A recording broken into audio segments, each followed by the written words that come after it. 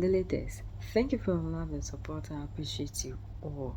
Thank you for the love you are showing me. I hope you are all doing well. I'm getting better. Do we need elections in Africa? Do we still need the colonizer system of leadership in our continent? Do we still need to queue to elect the leaders in Africa?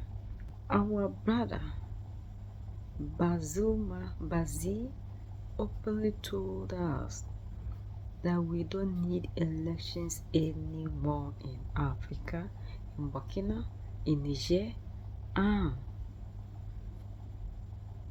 in Mali.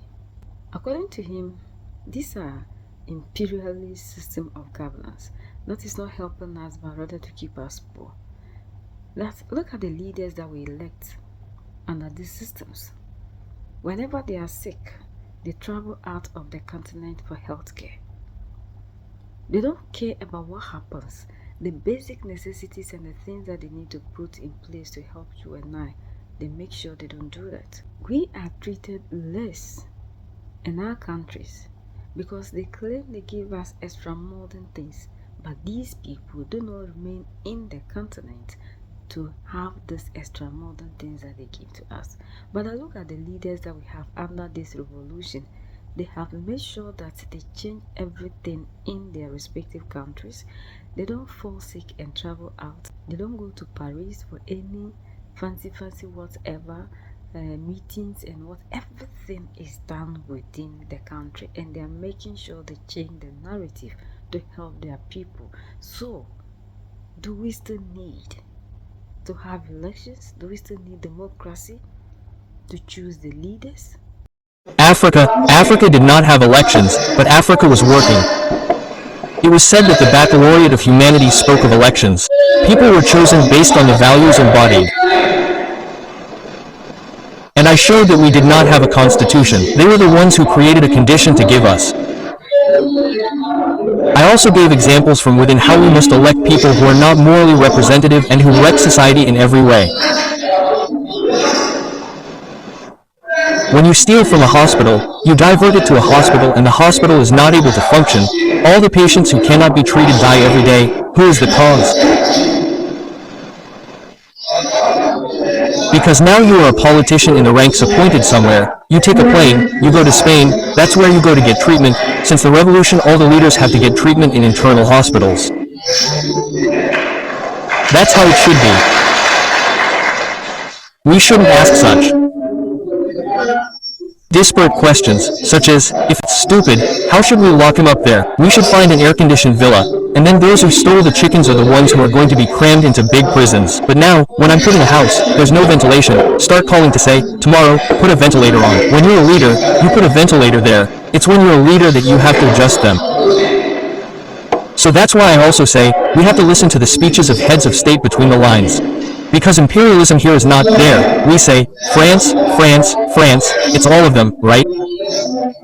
And the pressure can come from internal brothers to put pressure on the leader so that he deviates a little from the voice and goes towards a voice that had not decided. It is up to you to be a leader and vigilant, to be united. If the voice starts to be deviated, come out and say that this is not the voice that should be taken. This is how heads of state must be protected. If you make a decision, we say that it is a power of the people, we say a popular revolution. But if there is a decision that is predetermined, you do not agree, you must express yourself. Who said that the head of state let this be taken freely? Who told you? He may not have had a choice. I took the case of 140. You said yes, pedal. He pedals, he calls you. We applauded, we assassinated him.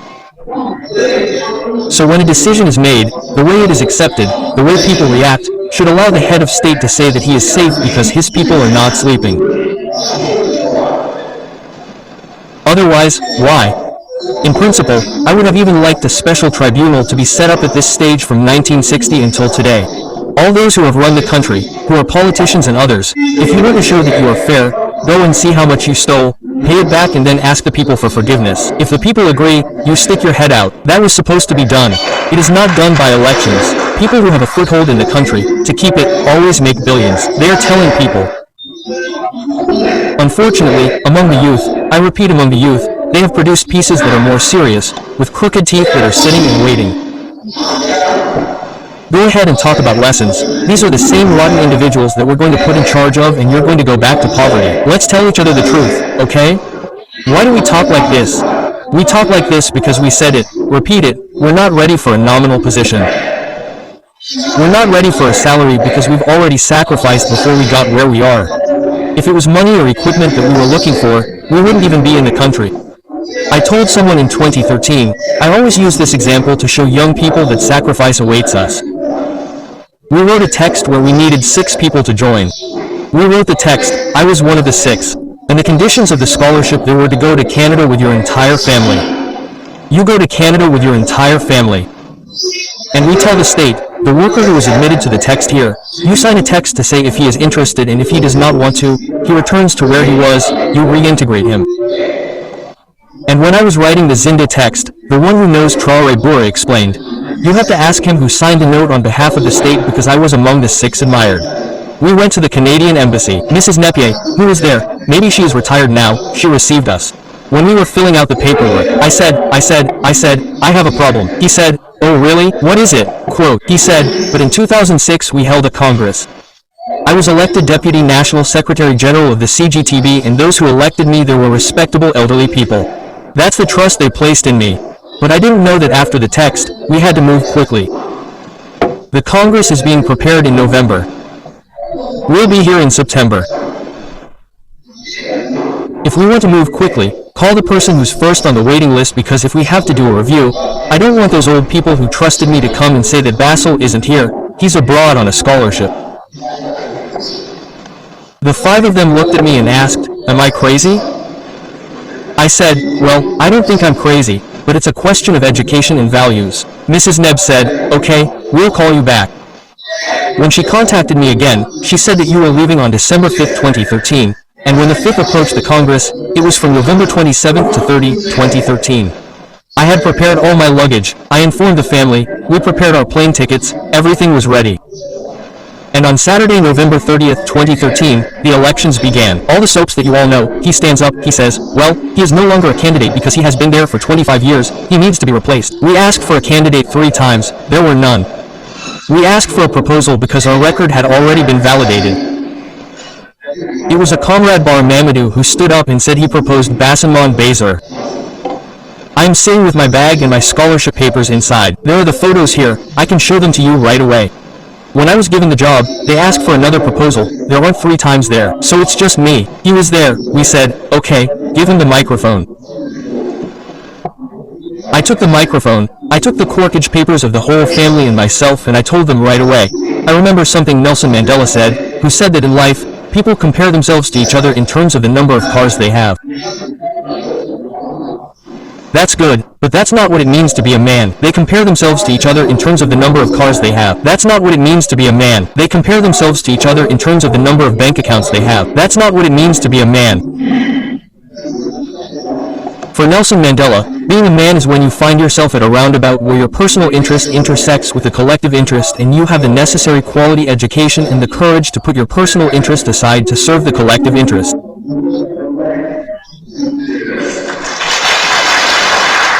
So he says on this basis, going to Canada, we run to go. Going to the United States, we run to go. Going to France, we run to go. It is the children of those countries who shed their blood to build it. Consequently, if the voice that proposed me is to put me at the disposal of my country, I want people to say what I do not want in my life. I do not want people to say, here's the child of the one who betrayed us passing by. I do not want people to say, here's the wife of the one who betrayed us standing at the red light. I would rather people say, here's the tomb of the one who defended us until his death. I handed over the groceries, and when I handed over the papers, I explained to the lady, I was elected by acclamation. But it is to serve my country. I was educated to serve my country. But you can imagine when I say the choice of the woman herself. If God has not helped you, you can go and tell a woman to unpack your suitcase because we will no longer go to Canada. Normally, you see, but since 2013, what have we not experienced today? What have we not experienced in this country? But we are still standing. So when you say that there will be no election, someone can say that since he has a position there, he does not want it to change. That is why he does not want to leave. We do not fight for positions, we do not fight for money. When these 5 leave Canada, they come, they pass by with their families, they greet me. but they respect me and we respect each other and they say that I have done good things. Even the day before yesterday, one just called me to tell me about the momentum that the country has gained there. He is in the process of preparing his bags to return home. Why is this happening, sir? So we're talking about people who don't know and all that. What is it? It's the elements of education. So it's to say, basically, that's to say, it's not the right time in our country. The people are calm, the people are serene, but they have been tortured a lot, and if they understand and have confidence, we shouldn't use terms that could upset them, that's clear.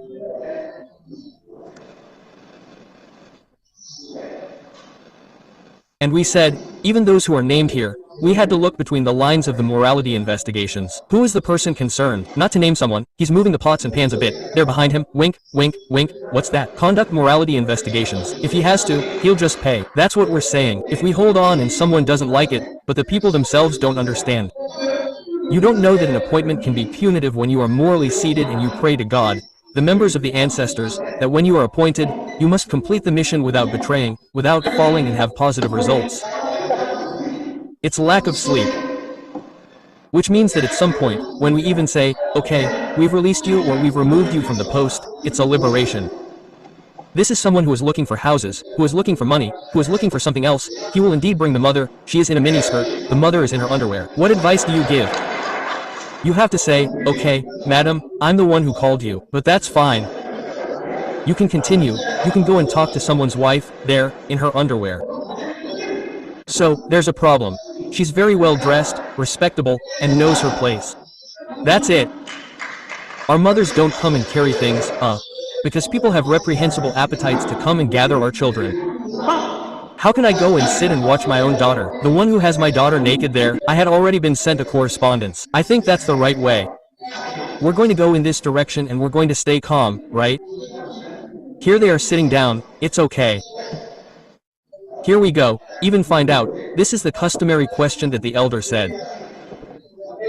This is the courage to clean up the villages. Let's have the courage to clean up the communities. I say this because the white people, what they're fighting is for, isn't even them. It's what their grandchildren are going to live there. That's what they're preparing for because they've already finished. But since or if you don't have the courage to tell him the truth, he came to talk to you, take him to where you make sacrifices to the ancestors. If he has something to give you there, he'll put it there. He won't give it to you, he won't take it from you. Put it down. You too, you can talk. Oh, if it's dirty, he's the one who came, now you too, you take it and that's dirty. And when I say that your leaders fight against them every day, that's all there is to it. You think that refusing money is easy. Psychologists on the other side study us. We look at the behavior of a president or a certain leader. If it's money that you like, during meetings, or when you're going to stop to go to the bathroom, we'll send a briefcase to follow up there. You arrive, we press the button, it jumps, everything is smooth, it's full and then we add a little sentence. Life is hard, this could solve something, quote quote. So if he likes money, he takes it. When he comes back, you won't even recognize him anymore. He starts all these sentences with, no, or, if it's food too, we'll prepare it. But sleeping pills, he's going to make serious decisions in the north of the country because he's been overeating. He knows, he dozed off and then signed things that condemn the country. It's also about women. We're going to look for those who are well built, who will follow him.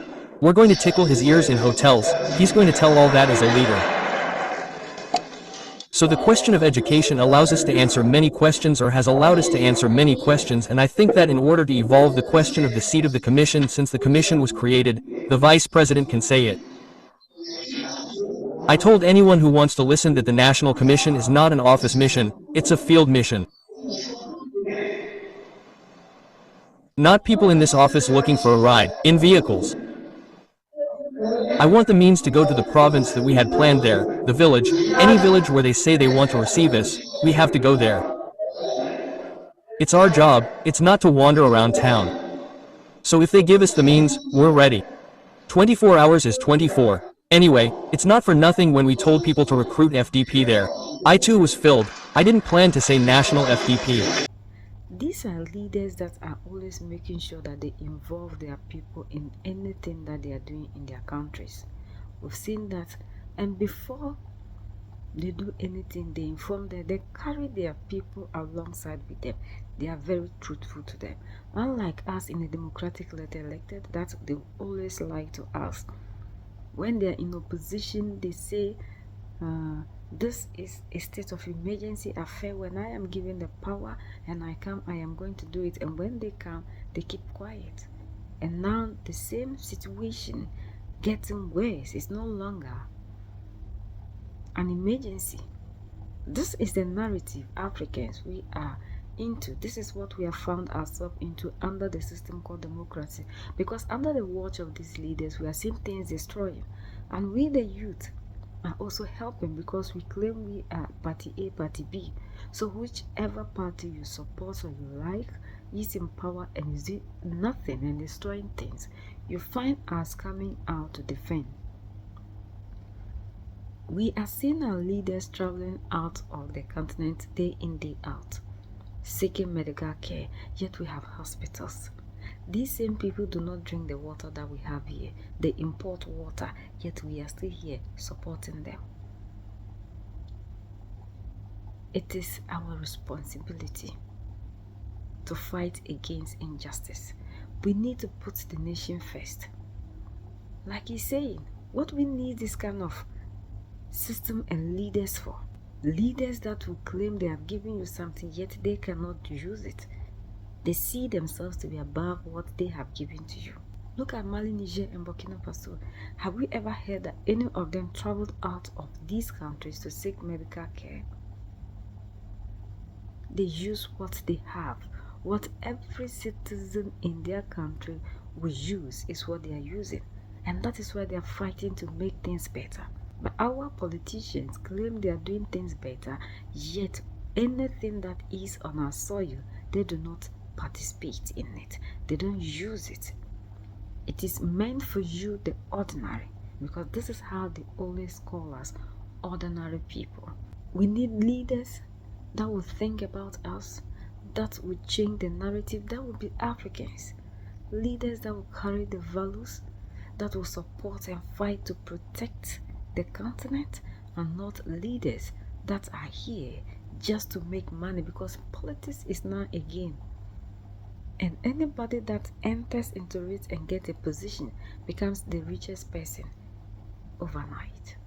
And that is why a lot of us are also quick in following, because the youth of today, we are all looking for quick money. We don't want to sweat. We don't want to start from somewhere and get to somewhere. We don't know that the people who have the money genuinely started somewhere.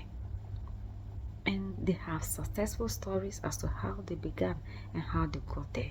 But now we, the youth, do not have that patience. And that is why we are following these politicians blindly, just simply because of what we think we'll get today and not thinking about tomorrow and the future. So as long as I also need to get something, whatever the leaders are doing, I support. So I have to align myself with one particular party.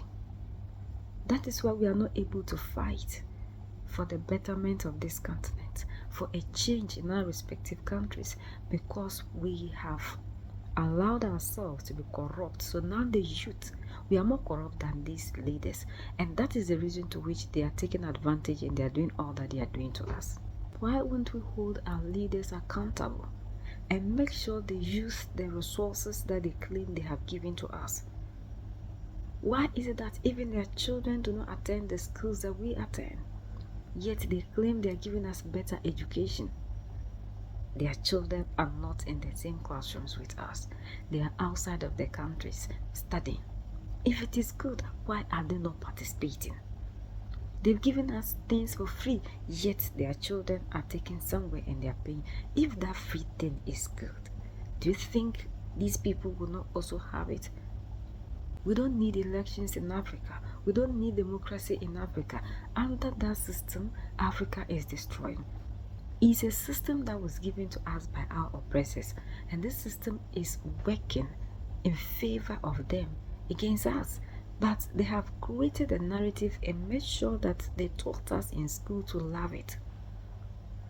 And we don't ask questions because they have created the notion that you have freedom of everything. Go to Mali, Niger, and Burkina Faso. Are their people not expressing themselves freely? Are they not moving freely? Don't they have the choice to be wherever they want to be and to belong to whatever association? The kind of narrative we were taught in school concerning military rule is different from what is happening. At least Mali, Niger, and Burkina Faso proved them wrong. Those military coups we saw way back in the 80s, 70s, and 60s were sponsored by these people against governors that were not serving their interest. So they backed them against the people that are fighting to make sure Africa becomes a better place. They armed them. And that was why we're seeing all these things happening, just to create fear so that we'll accept the system that they have for us. But Mali, Niger, and Burkina Faso, currently Madagascar, prove that we can do things without us losing lives. Under the system of democracy, anytime we're having elections, look at the lives that we are losing all the time, yet they are quiet, pointing fingers at military rule. But these people did a coup without anybody losing his or her life. We don't need elections. We need leaders who are Africans that can lead us as Africans to cause a change in Africa, and not those who will be wise in the guise of dark skin. We are the only ones that can set ourselves free. United we stand, divided we fall, and united we keep standing forever and ever. The greatest enemy of the African is mental slavery. So let's decolonize ourselves from mental slavery. Let's keep sharing to educate our brothers and sisters. Together we make Africa great for ourselves and the next generations that are going to come. So that's the latest around the world in Africa, West Africa, and in Burkina Faso.